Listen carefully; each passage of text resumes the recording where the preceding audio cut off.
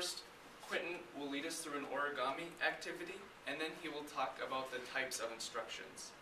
Then, Paige will talk about tips for instructions, and then I will talk about instructions and their role in psychology experiments. Finally, Landon will talk about instructions and their role in education. Alright, so we gave you all a nice square piece of paper and a set of instructions to follow. Shouldn't take you too long.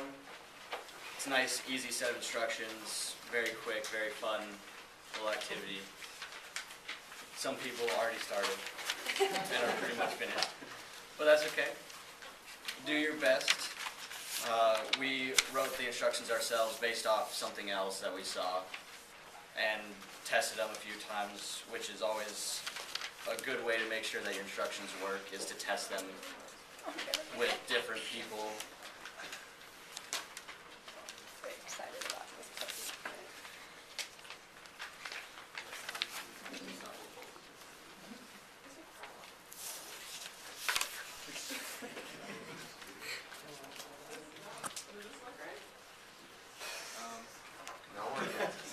I'm going to copy her. No, just do your best. Circumventing the instructions. Follow the instructions. Well, Yeah. I don't think I'm going the right direction. Well, just do your best. How you doing, Nick? How's the hand working?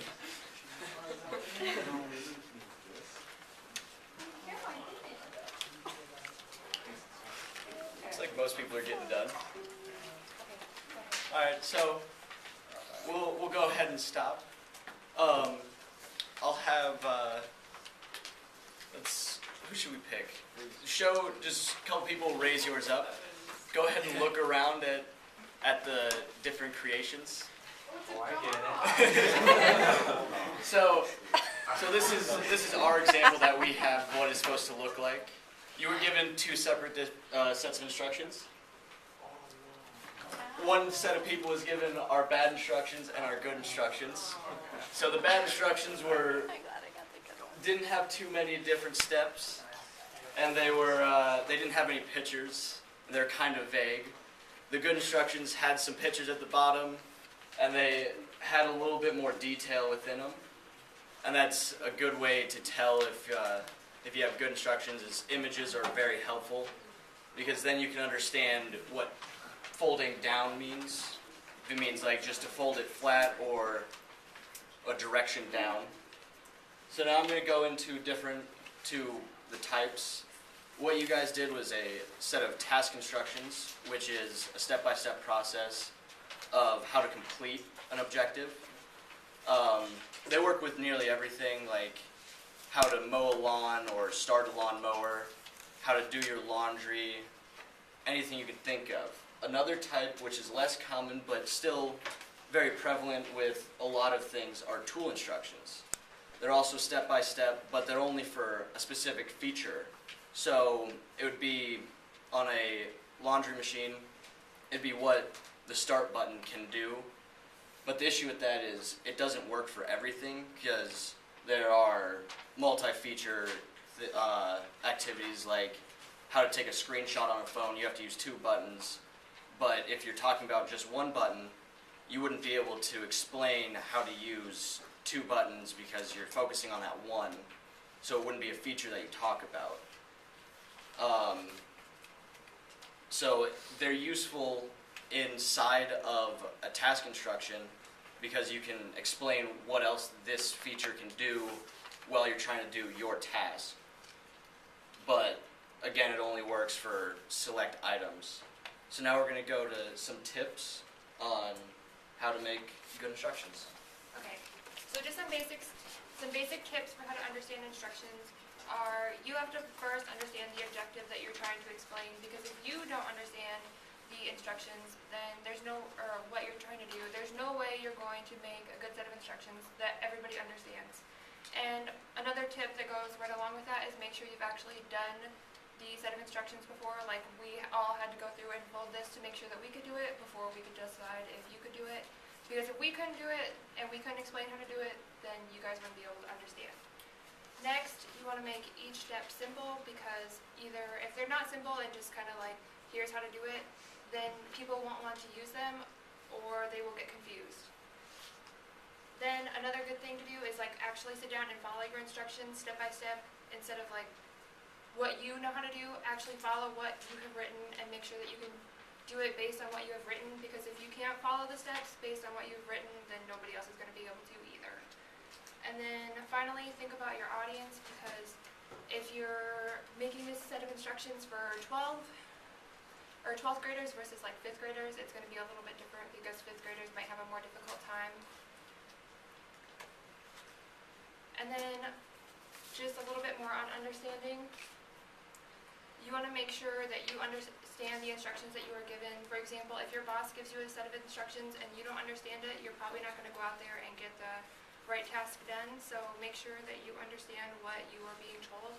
And then if you don't understand, make sure to ask a lot of questions, because once again, otherwise you're not going to get the right thing accomplished. And then make sure that you're following the instructions that you're given, because if you don't follow them, the wrong product is going to be completed. And then a little bit about like blindly following the instructions. If you're not like thinking about why you're doing the instructions or the purpose of the instructions, you might end up doing something that you wouldn't morally want to, because sometimes, like, for example, like Hitler, he told everybody what to do and they just kind of blindly followed him because, oh, praise Hitler, you know, but maybe that's not something you would morally want to do.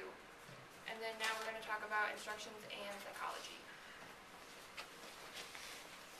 Okay, I'm going to talk to you about the power of instructions through two psychology experiments that are pretty famous.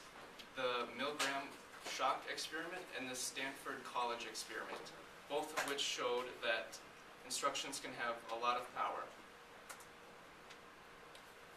The Milgram shock experiment was conducted to validate the claims that Nazis were acting blindly and following orders from their higher-up officers.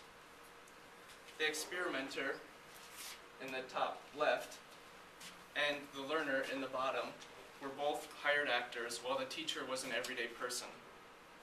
The teacher would read aloud the learner lists of words through a microphone and then delivering them a shock when they could not recall them correctly.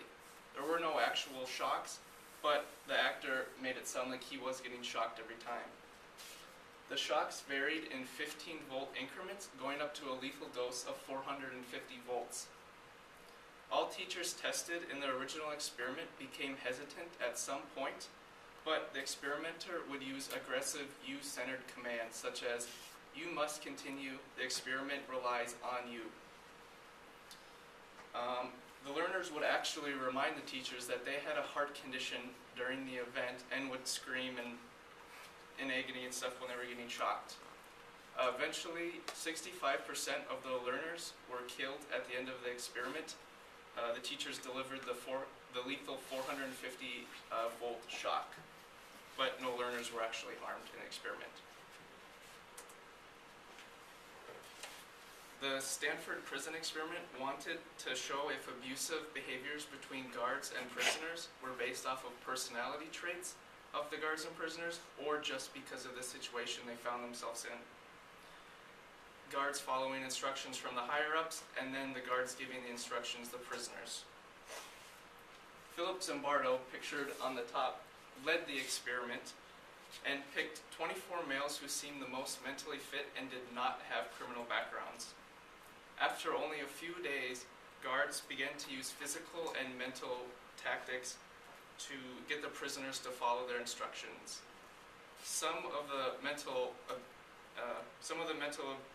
abusiveness that they used were yelling the instructors' numbers instead of their name at the prisoners.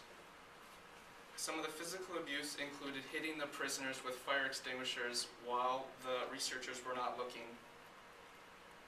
The prison was set up in the psychology lab, in the basement of the psychology lab at the Stanford College, and they actually used some of the closets as solitary confinement for the prisoners who did not want to follow the instructions.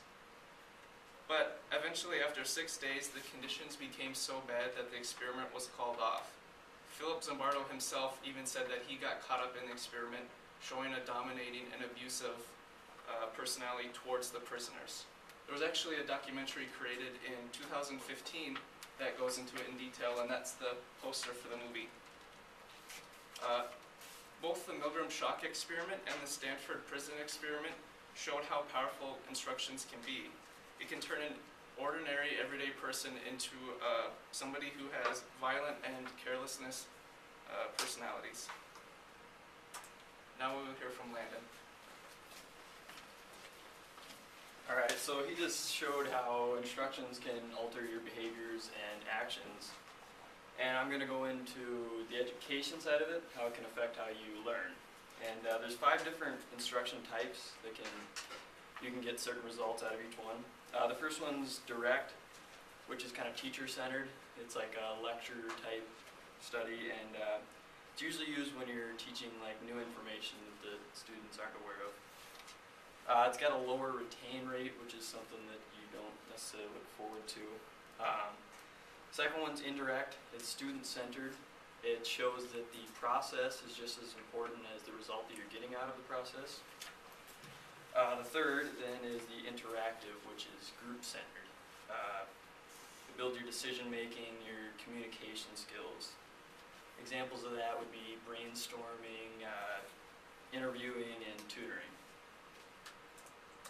And then you got independent, which is self-centered, where you're basically teaching yourself under guidance by the teacher, and you do this every day when you're doing homework or given homework. And then the last is experimental, which is a lot like the indirect, where you're basically using the result to understand that the process is more important. You do this in your labs and whatnot. So, yeah, any questions?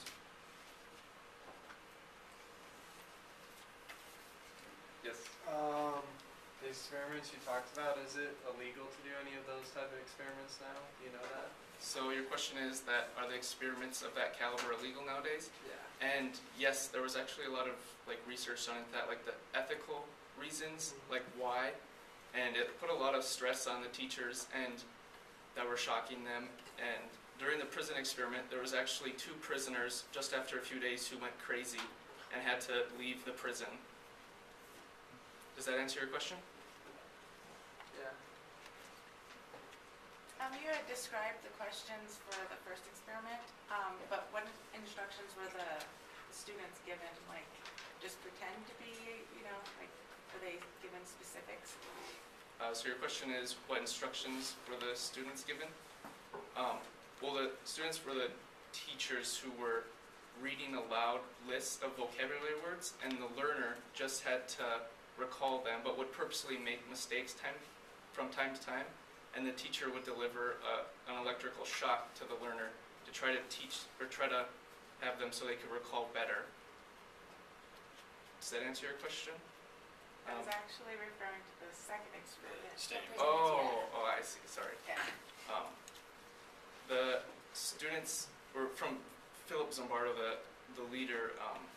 He told the guards to act like in power and to give them specific tasks that the prisoners had to follow and stuff. Does that answer your question now that we're clear? Sorry.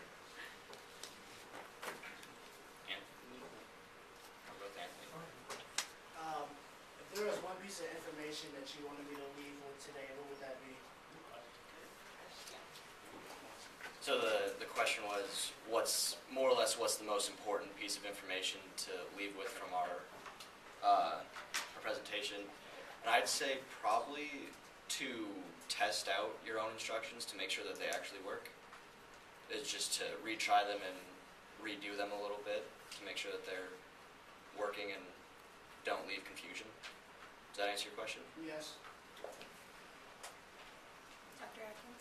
I was especially interested in the final section on questions in education.